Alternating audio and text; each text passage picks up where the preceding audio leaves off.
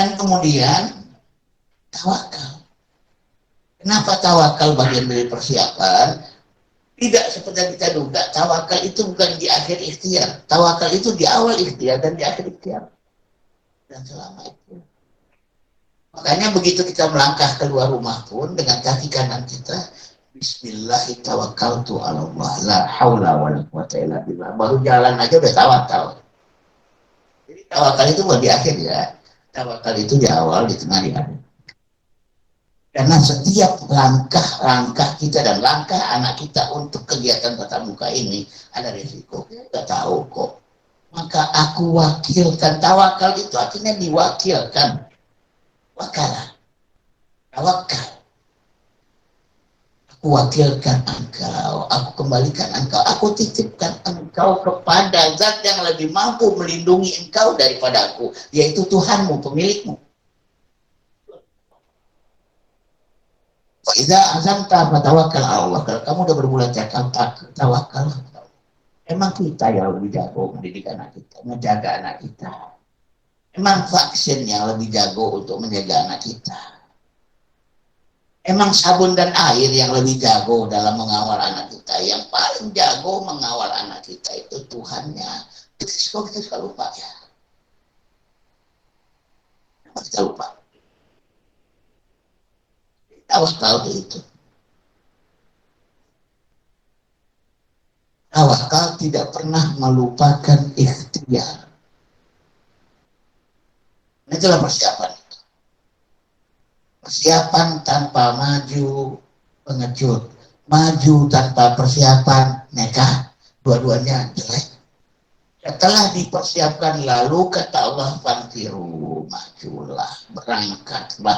Sengaja digunakan kata fanfiru. Ini ayatnya tentang perang. Dan tadi saya sudah mengatakan kata fanfiru digunakan dalam Al-Quran hanya untuk dua kepentingan. Satu, perang. Yang kedua, menuntut ilmu. Mentalitas melepas anak belajar di sekolah adalah mentalitas mengirim dia ke medan perang. Kalau nggak siap dengan mental itu nggak usah disekolahin. Perlindungkan mereka kepada Tuhan.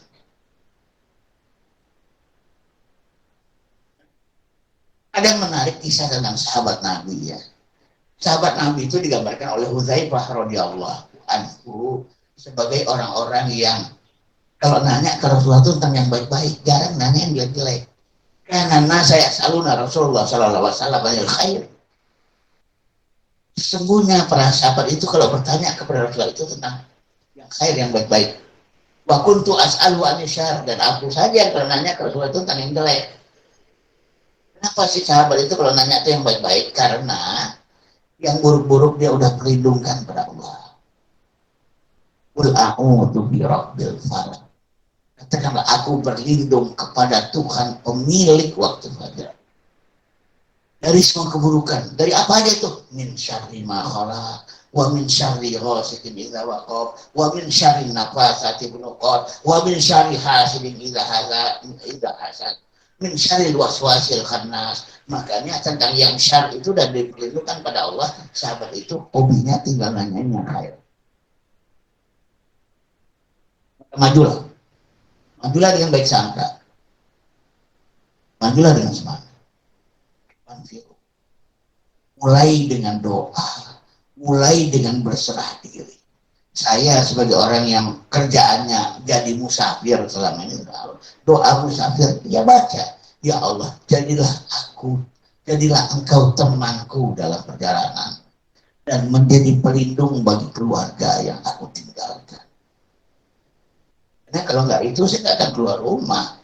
Sekarang yang namanya perampokan, apalagi kalau baca koran tiap hari itu ya. Perampokan lah, inilah yang itu. Pembunuhan lah di rumah. Pencurian lah di rumah. Bisa nggak keluar kalau itu udah begini. Yang saya bilang, ya Allah, jadilah engkau temanku dalam perjalanan, pelindung bagi keluarga yang aku tinggalkan. Inilah. Dan Allah lebih jago melindungi keluarga saya daripada saya sendiri.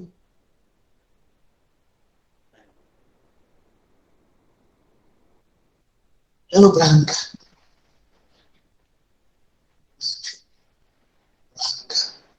Siapkan Gimana dengan maskernya?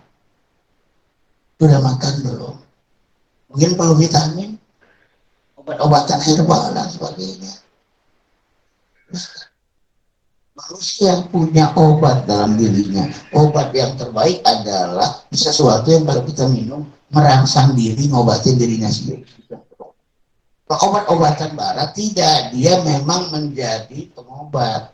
Tapi kalau obat-obatan timur itu dia merangsang tubuh untuk ngobatin dirinya, gitu ya, beda ya antara obat barat dengan obat timur. Kalau obat timur ya kayak jamu-jamu gitulah. Jamu itu nggak ngobatin penyakit, jamu itu merangsang tubuh untuk ngobatin dirinya. Makanya yang beda sama obat barat sama obat timur tuh ya, kalau obat barat itu penyakit satu dikeroyok banyak obat. Kalau obat timur itu banyak penyakit obatnya satu gitu ya. Lalu itu jamu-jamu itu sapu jaga, terus dikeluarin terus. Masuk akal nggak sih? Masuk akal karena jamu itu menstimulasi darah agar tubuh ngobatin diri sendiri.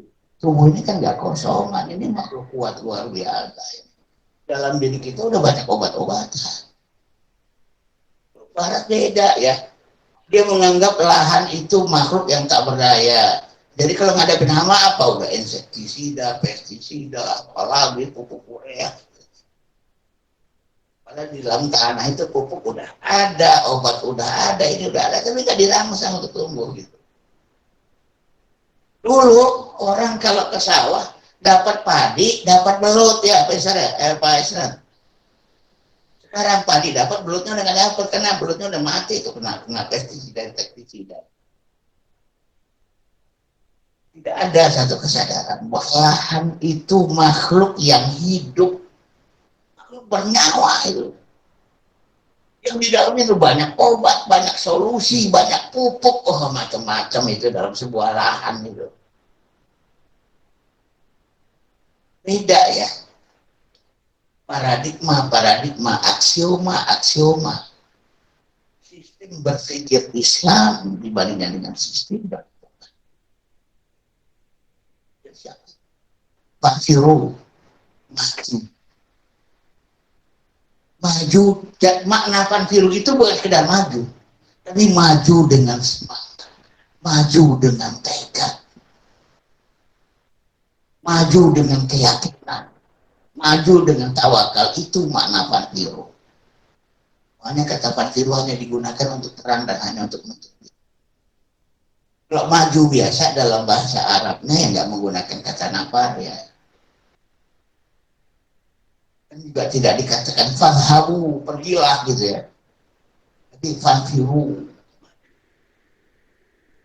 Jadi memang siapkan anak-anak yang berangkat ke sekolah, berangkat ke saga, dia berangkat dengan tekad, dia berangkat dengan semangat, dia berangkat dengan gairah, dia berangkat dengan mata berminat-minat, dia berangkat dengan hati yang kuat, the brave heart.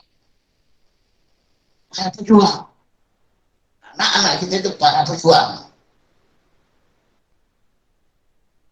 Saya sudah sampaikan, bisa panggil anak-anak kita dengan panggilan patriot sekalian. Dengan bekasi. Di dalam darah mereka mengalir keberanian Kiai Haji Nur Ali. Berangkatkan para patriot itu dari rumah. Ini makna Fanfiru. Karena kalau berangkat dengan gontai, bimbang dan ragu, saya takut malah kena penanganan. Saya takut. Kalau gontai mendingan di rumah aja deh. Harus dengan brave hati baja. Karena makna Fanfiru itu yakin. Apa-apa itu kalau ragu bahaya. Lebih baik kafir yang yakin dengan kekafirannya daripada mukmin yang ragu dengan keimanannya. Lebih rentan. Minimal jadi munafik dia soalnya.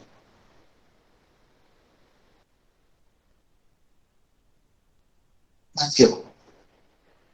Subatin awin firu jami'an. Tidak pernah diizinkan kita itu untuk maju sendiri-sendiri. Maju itu selalu dalam kelompok. Apakah kelompok kecil atau kelompok besar? Coba aja nih, kelompok kecil pakai sistem shift, anak-anak bawah, selatan, kelas bawah.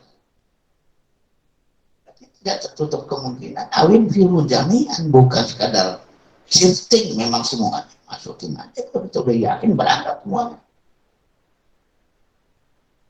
Yang tidak ada adalah perintah untuk maju sendirian.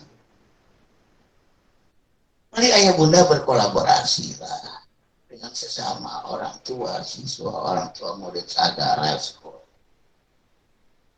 Berkolaborasi, saling berdiskusi untuk menguatkan hati, bukan untuk melemahkan tekad. Jangan gunakan WA orang tua itu untuk saling melemahkan tekad. Udahlah, jangan berangkat. Kalau perlu kita keluarkan petisi kepada Pak Syahid.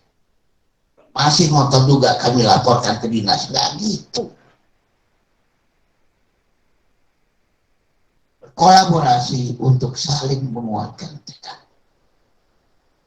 Kenapa? Kita tidak diminta untuk maju sendiri. Oke, orang tua si A bertekad sebentar lagi pembelajaran tatap muka. Bismillah, saya akan berangkat mengirimkan anak saya untuk maju. Tidak cukup kayak gitu. Tolong motivasi juga orang tua yang lain, orang tua dari teman anaknya untuk juga punya tekad seperti tekadnya dia, punya semangat seperti semangatnya dia. Tekad bukan nekat.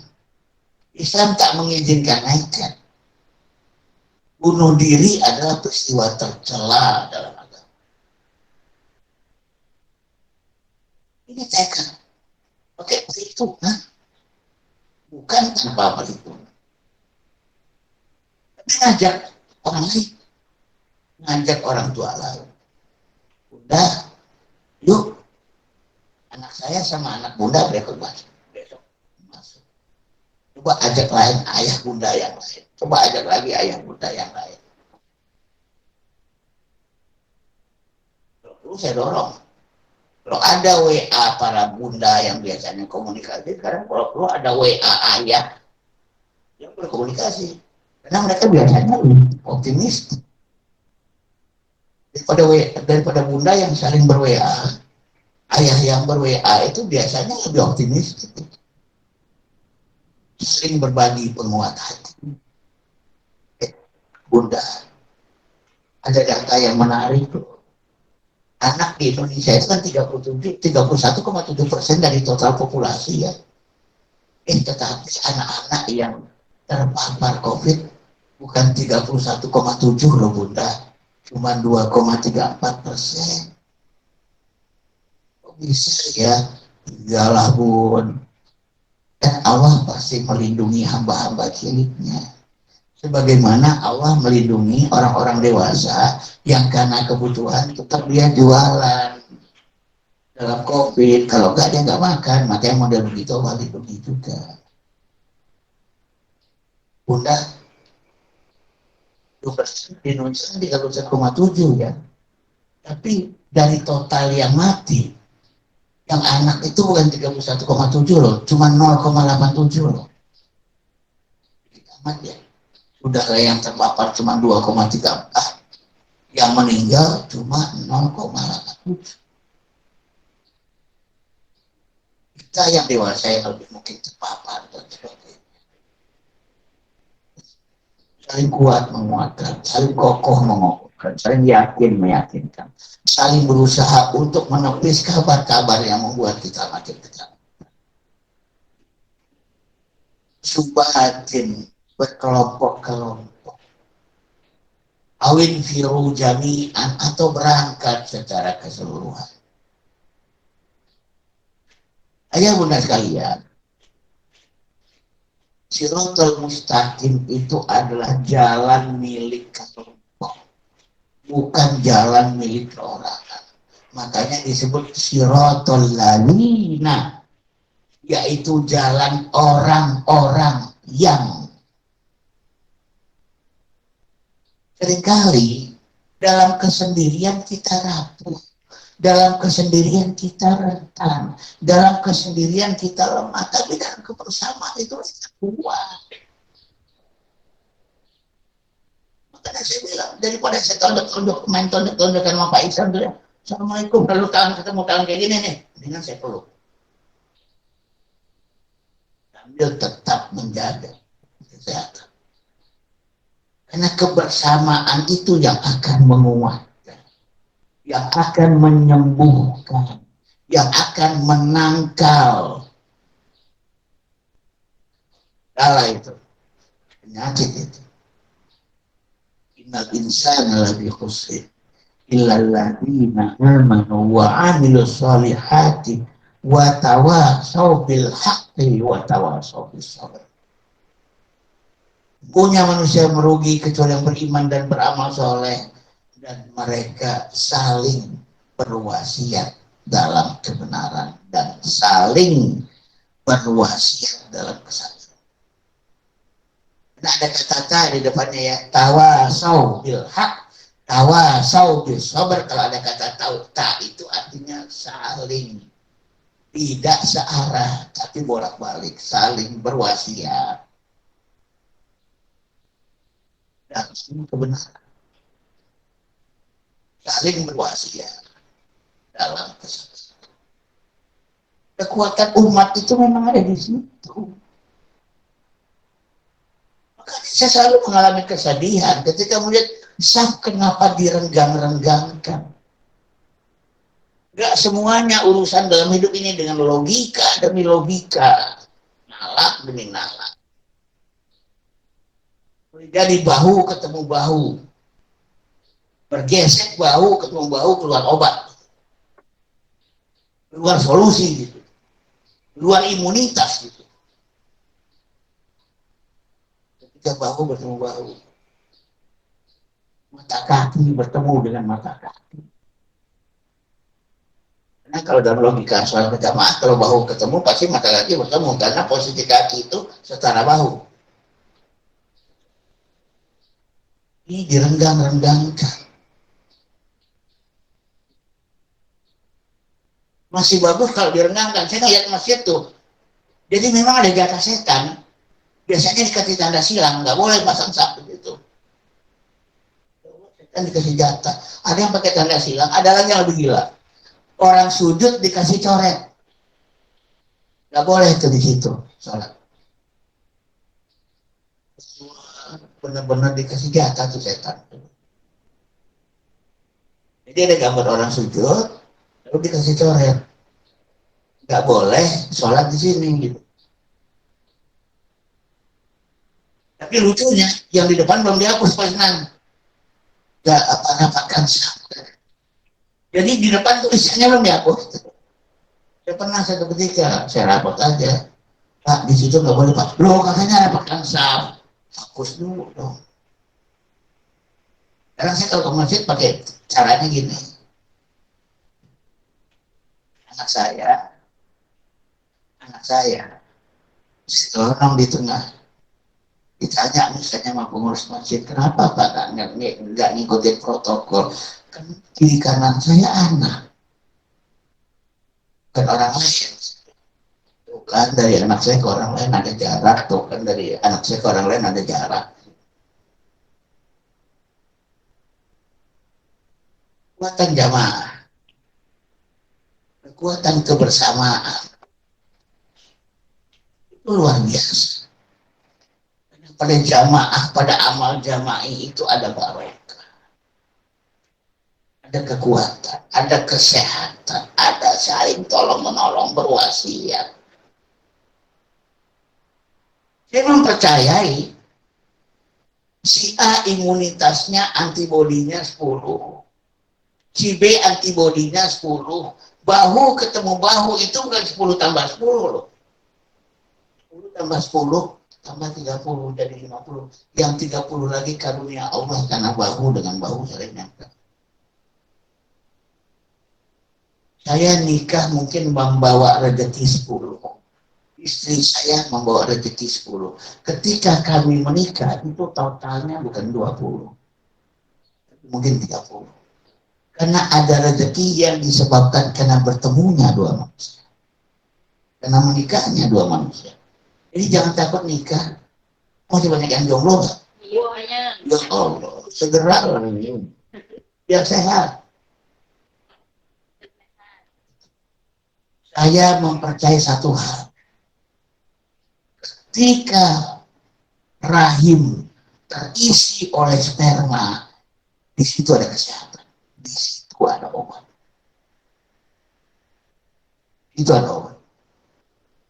Saya nggak tahu penelitian ilmiahnya belum ada kali ya, tapi saya punya keyakinan.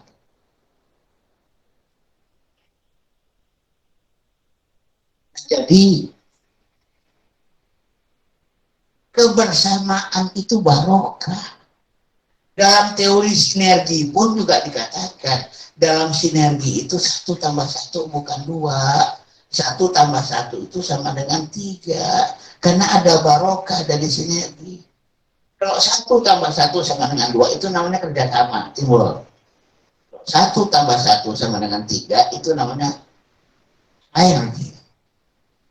Psikologi pun mengakui loh. Walaupun katanya mereka nggak bertuhan. Ternyata dari sinergi itu terdapat akumulasi plus dari kapasitas yang disatukan. Kalau 5 tambah 5 cuma jadi 10 mah bukan sinergi namanya. Baru jadi sinergi kalau 5 tambah 5 itu jadi 20. Makanya Allah selalu mengingatkan beramal jama'i. Mengatasi pandemi ini beramal jama'ilah. Baik saf secara fisik maupun saf secara psikologis, saf secara spiritual. Lagi. Yadullahi ma'al jamaah. Tangan Allah itu bersama jamaah. Barang syadra finnar. Barang siapa yang menyendiri, dia menyendiri di neraka. Wa innama ya'kulu dza'bi minal ghanamil qasiyah. Sesungguhnya domba yang dimakan serigala adalah domba yang terpisah dari rombongannya. Sesungguhnya manusia-manusia yang dimakan oleh COVID-19 adalah manusia-manusia yang terpisah dari rombongan. Dan misalnya tidak rombongan. Tapi juga jangan ceroboh. Jangan nekat. Kalau sakit ya udah di rumah, jangan maksain juga sholat ke masjid. Sakit sholat ke masjid apa tadi itu sakit? Ya Allah nyebar, ya udah pasti nyebar. Mana pertolongan Allah? Allah juga udah bilang kalau sakit di rumah. Kan udah ada fikihnya. Siapa yang Allah izinkan untuk tidak sholat berjamaah, untuk tidak sholat Jumat, di antaranya adalah mereka yang sakit. Biar sakit juga sholat jamaah deh. Biar dapat pertolongan Allah. Ya enggak lah, Allah enggak murka, baru-baru ngasih pertolongan oleh Allah. Dilanggar hukumnya, Allah bilang kalau sakit enggak. Sya'a maridon au yang itu dalam keterangan au ala sakalin faidatu min ayamin ukhra, hendaklah dia berpuasa mencari hari yang lain. Saya selalu lakukan itu. Yang namanya sakit ya udah nggak puasa, nggak merasa lebih beriman dan nggak merasa lebih keras, tetap puasa. Nggak mau menerima hadiah Allah, nggak mau menerima keringanan Allah. Maaf, sakit yang sholat. Kita kan pakai masker tidak habis, nggak pakai pulang. Suhunya udah 38 begini. Tapi kalau tidak, berjamaah ada barokah ya. Ayat tadi saya bilang, hadis ya. Ya duwahi ma'al jamaah faman syadra binnar wa inna ma yaqulu dza'bi minal ghanamil qasiyah. Jangan Allah bersama jamaah. Barang siapa yang menyendiri, menyendirilah dia di neraka. Sesungguhnya Domba tidak dimakan serigala kecuali domba yang terpisah dari rombongan. Kalau ayah bunda sekali sering nonton National Geographic Wild ya, tentang kisah kehidupan alam liar, selalu ada ciri khas singa berkawanan zebra. Ya, kenapa ada satu yang melipir keluar gitu. Ya, itu jatah makannya. Makanya saya mengatakan berburu itu bukan perjuangan hewan mencari nafkah. Berburu itu adalah tarian hewan mencari nafkah. Biar lebih asik aja dilihatnya, masa dikasih apa namanya zebra mental nggak seru dong. Jadi pada ada berburu dulu dikejar. Tapi selalu ada tuh bisa dilihat aja melipir. Coba ditonton dalam National Geographic. Wah, berburu adalah tarian mencari nafkah. Melipir ya udah itu diubah. Dan satu hal yang jelas ya, apa yang dilakukan oleh hewan dalam menangkap buruan, gigit tengkuknya. Pakai apa? Pakai taring atau geraham. Persis yang seperti diajarkan Allah dalam surat Al-Anfal. Wadribu faqal anak, pukul tengkuknya musuh itu gitu ya. Kalau nggak mati minimal pingsan kalau mukul tengkuk itu. Wadribu minhum kulabanan atau potong ujung-ujung jari mereka. Lumpuh kemampuan memegang senjata. Karena sampai sekarang mengendalikan senjata itu kita pakai jari walaupun di zaman modern kayak gini ya. Termasuk ya kalau bom nuklir itu ingin diluncurkan tetap aja pakai sidik jari net gitu. Kalau saya kalau nonton National Geographic itu ya benar ya surat Al-Anfal ya. Selalu tengkuk yang diajar. Peganglah agamamu dengan gigi taring dan gerahammu. Betul, kalau udah pakai gigi taring dan gerahammu nggak pernah bisa lepas tuh ini. Ya udah bakalan tetap aja. Yang saya bingung kalau nangkap buaya, ya kan buaya itu saya tahunya kan keras kan. Punggungnya itu berduri lagi. Tetap tuh tengkuknya yang harus digigit. Buaya.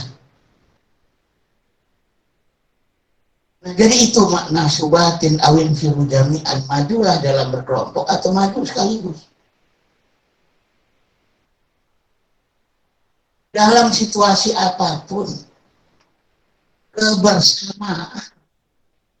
Saya ingat waktu itu, waktu Krismon tahun 97-98. Om saya pernah ngajarin, ini hidup lagi susah, nafsi dulu ya. Mempertahankan diri sendiri aja belum sanggup, apalagi bantuin orang lain. Kadang enggak. Logikanya itu kayak gitu. Hidup lagi susah, jadi nafsi dulu lah. Nyelamatin diri sendiri aja nggak sanggup, apalagi nyelamatin orang lain. Itu logika yang sangat keliru. Justru dalam keadaan krisis-krisis kayak gitu, pegangan tangannya harus makin kencang. Makanya saya kemudian punya training namanya Together with Disaster. Bersama dalam bencana. Disingkat Twister ya. Artinya Twister saya itu singkatan dari Together with Disaster. Bersama dalam bencana. Bencana itu membutuhkan kebersamaan, bukan merenggangkan saf, tapi merapatkan saf. Dalam pengertian zahir, fisik, apalagi dalam pengertian mental, spiritual. Nah, gitu. Mari kita ingat-ingat. Mari kita sadar. Saya setuju kepada pemilik dari jaringan spesial sambal atau SS itu. Ayat yang perlu kita gunakan menghadapi COVID-19 dan apapun musibah sudah ini adalah ayat perang. Apalagi kalau dalam konteks menuntut ilmu, dalam konteks belajar. Apapun itu. Jangan lagi hati kita dibimbangkan. Sampai kapan. Dengan kita bersiap-siap untuk menghadapi cobaan berikutnya, musibah berikutnya, tantangan berikutnya, permasalahan, masalah kesehatan yang ditimbulkan oleh COVID-19 cukup berat. Tapi ada yang lebih berat. Masalah dan masalah sosial. Mari kita gerak. Bagaimanapun kalau hidup kembali saga ini, banyak yang dapat kecipratan rezeki ya. Tidak orang yang dagang tidak, orang yang dagang di luar, barangkali tukang gojek. Oh, itu yang dilakukan oleh Masjid Joko Karya. Kenapa kami tidak tutup masjid kami? Terlalu banyak orang yang nanti sulit cari makan. Sekarang mereka udah makan uang simpanan. Banyak yang uang simpanannya sudah hilang. Sekarang mereka udah mulai makan uang pinjaman. Sekarang saya itu kalau naik gokar, banyak yang curhat-curhat. Ya Allah Pak, lo nggak malu sama Tuhan, pengen nangis rasanya Pak. Ya Allah. Saya kalau dengar cerita-cerita gitu.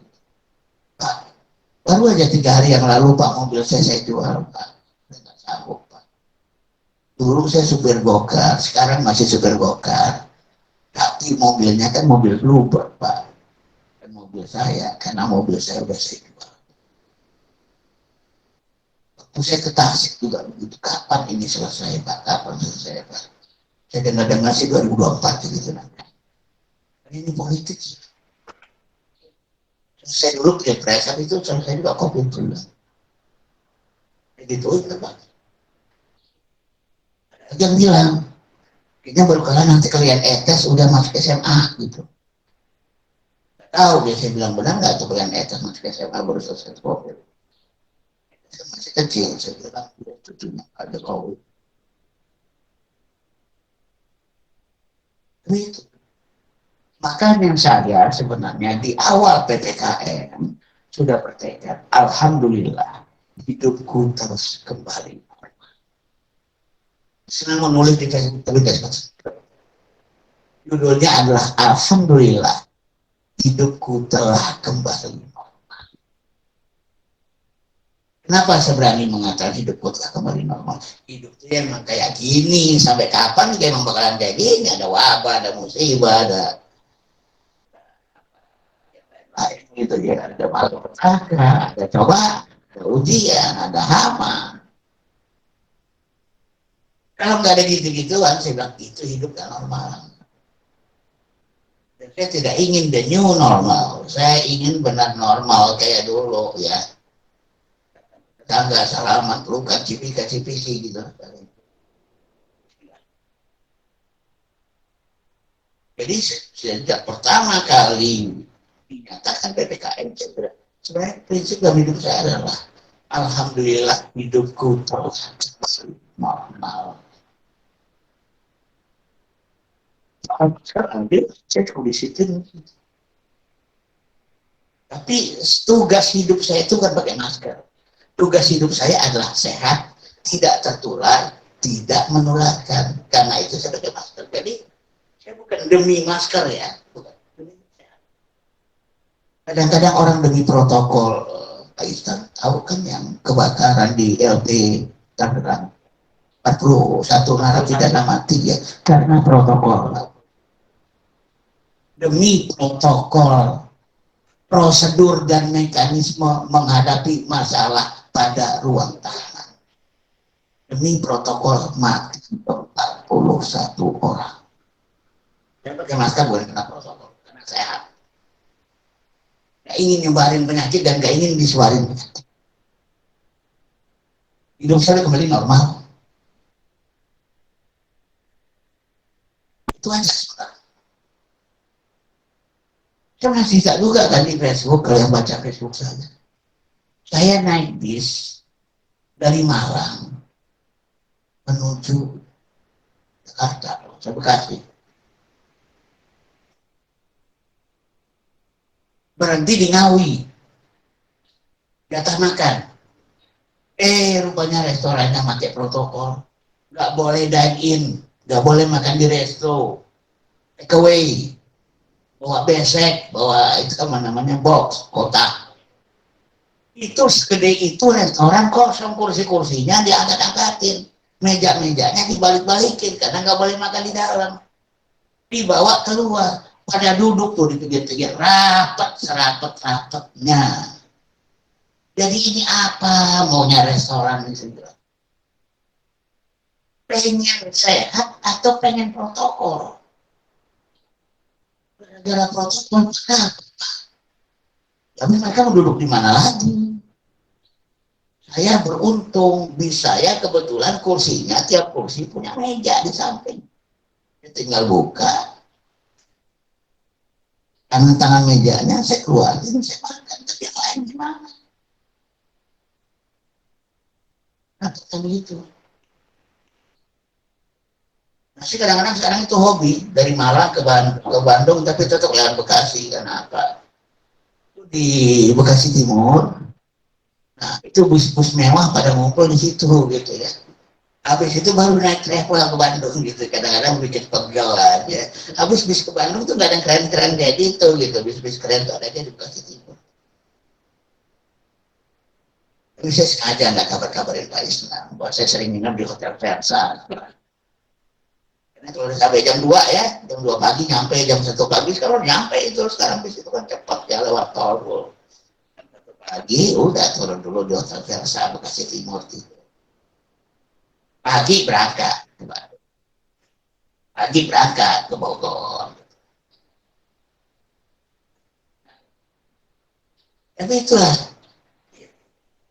dan saya di bus tidur pulas. Kenapa? Saya tahu, saya percaya supir busnya nggak bakal ngikutin protokol. Yang penting tujuan bukan protokol. Kalau ternyata ada hambatan di jalan ini, ya udah dia tinggal keluar tol, melipir sampai Bekasi kok. Dia tap, dia balik lagi ke Malang kan. Ya, makanya saya tidur pulas. Kenapa? Mereka peduli tujuan, bukan peduli prosedur. Para supir. Prosedur dari Malang ke Bekasi lewat ini. Berarti ketika tempat lewatnya ketutup, dia nggak bisa ke Bekasi kan? Wah, supir-supir mah tahu banyak jalan menuju Bekasi.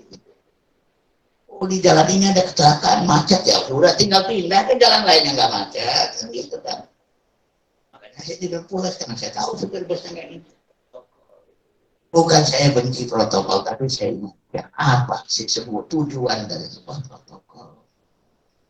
Tujuan itu yang kita wujudkan.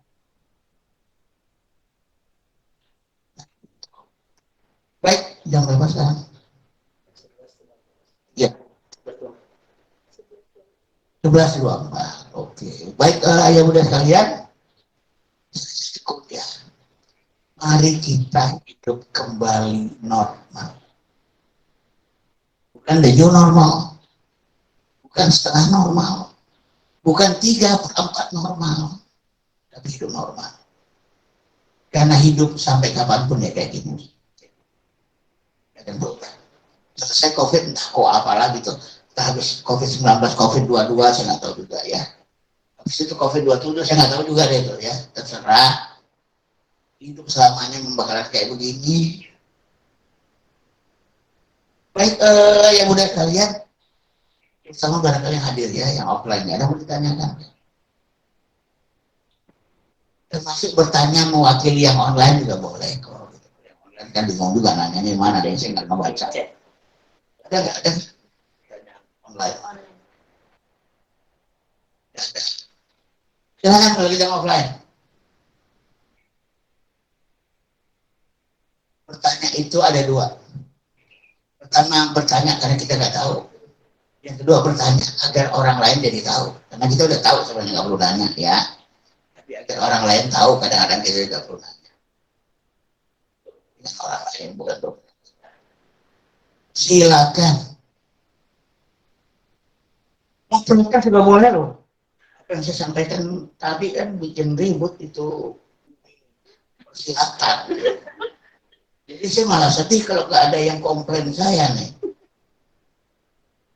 Omongan Ustaz bahaya itu Ustaz gitu ya.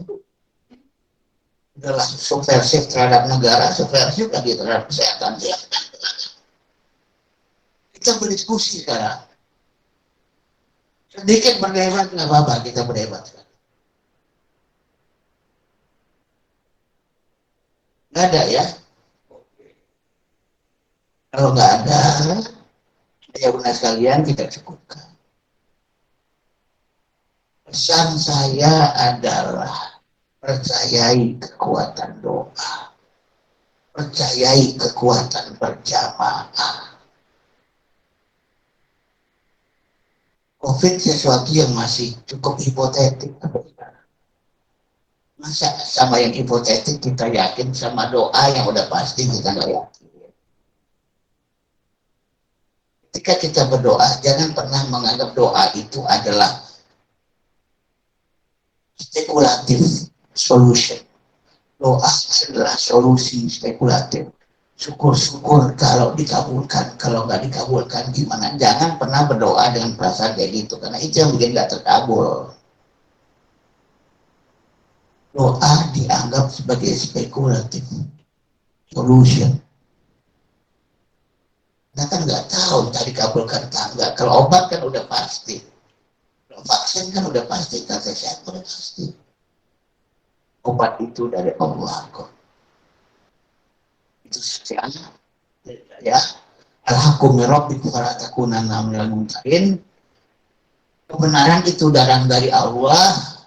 Semoga kita tidak termasuk golongan orang-orang yang ragu. Kalau ada kesalahan dari yang tadi saya sampaikan, mungkin ada banyak kesalahan karena mungkin cukup kontroversial. Saya mohon maaf, itu dari saya dan dari setan. Terlanjur kontroversi itu emang nama tengahnya saya. Jadi kalau nama lengkap saya kalau dibaca kira-kira Adriano kontroversi Lutfi kira-kira gitu aja. Sekian bila kita berdaya. Wassalamualaikum warahmatullahi wabarakatuh.